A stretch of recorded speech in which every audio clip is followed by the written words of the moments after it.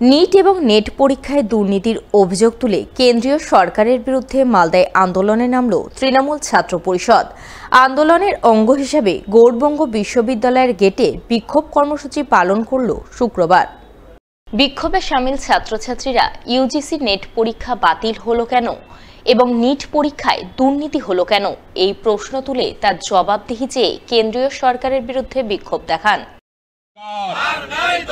এই দুর্নীতির সরকার, এই চোর ধান্দাবাজের সরকার, এই তোলাবাজের সরকার, এই বিজেপি কেন্দ্রীয় শিক্ষামন্ত্রীকে জানাই ধিক ধিক ধিক্কার। বিক্ষোভে নেতৃত্ব দেন তৃণমূল ছাত্র পরিষদের জেলা সভাপতি প্রসূন রায়। তিনি অভিযোগ করে বলেন, নিট এবং নেট পরীক্ষায় দুর্নীতি হয়েছে। এই দুর্নীতির দায় কেন্দ্রীয় সরকারের, তাই তারা কেন্দ্রীয় শিক্ষামন্ত্রীর পদত্যাগ দাবি করে বিক্ষোভ দেখাচ্ছেন।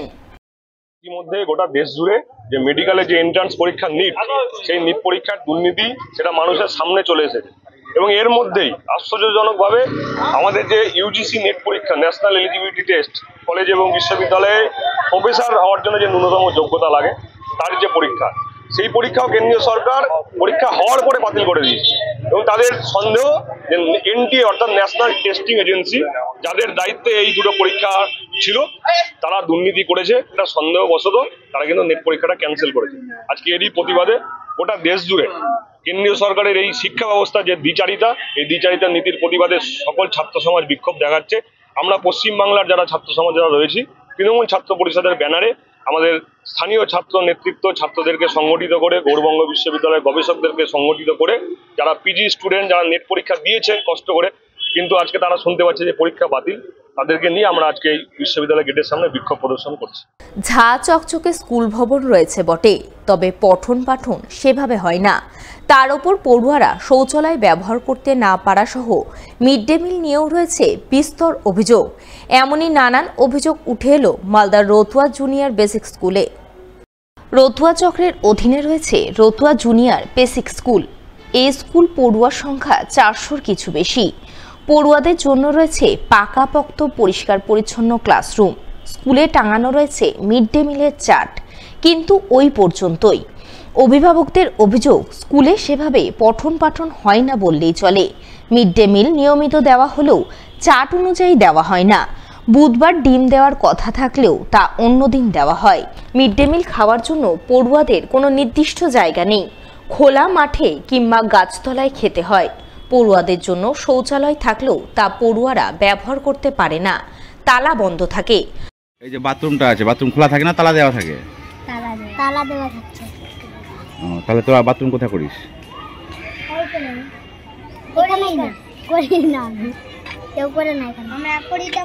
পরিষ্কার পরিচ্ছন্ন থাকে না।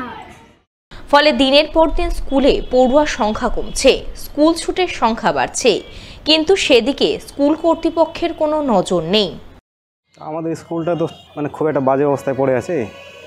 স্কুলটা ঠিকঠাকভাবে পরিচালনা করা হচ্ছে না।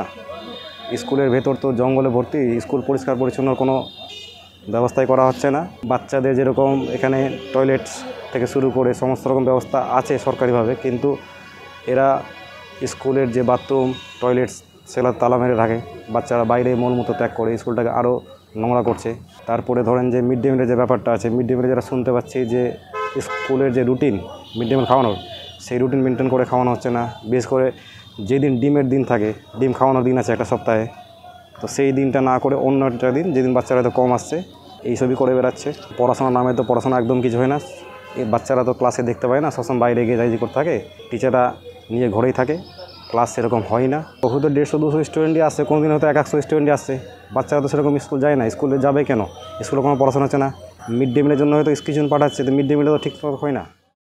এই সমস্ত অভিযোগ প্রসঙ্গে রতুয়া জুনিয়র বেসিক স্কুলের প্রধান শিক্ষককে ধরা হলে তিনি বলেন, যে সমস্ত অভিযোগ তোলা হচ্ছে তা সঠিক নয়, পুরোটাই মিথ্যা। সয়াবিন আর আলু আর ডিম, হ্যাঁ দিছিল, ডিমটা আমি পাইনি বলে আজকে খাইয়েছি।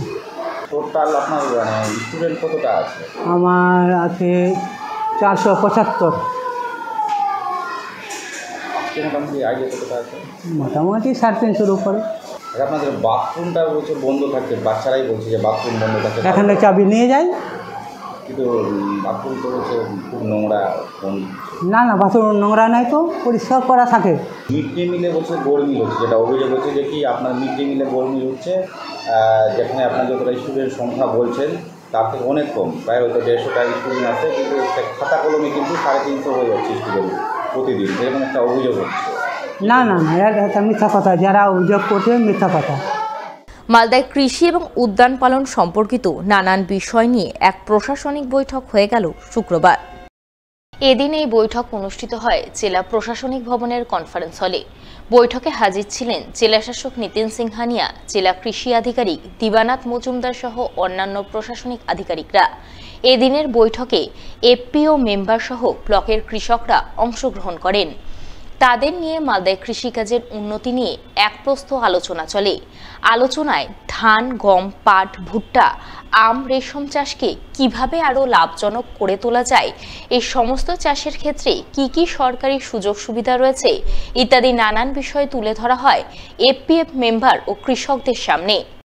কৃষি এবং হর্টিকালচার নিয়ে একটা ইন্টিগ্রেটেড রিভিউ হলো এবং এক্সপিরিয়েন্স শেয়ারিং হলো, এবং নতুন আইডিয়াস যে মালদায় আমের প্রোডাকশন এবং কোয়ালিটি প্রোডাকশন, তার সঙ্গে রেশম নিয়ে, তার সঙ্গে আমাদের ড্রাগন চাষ হয় মালদায়, আরও সিড প্রোডাকশন।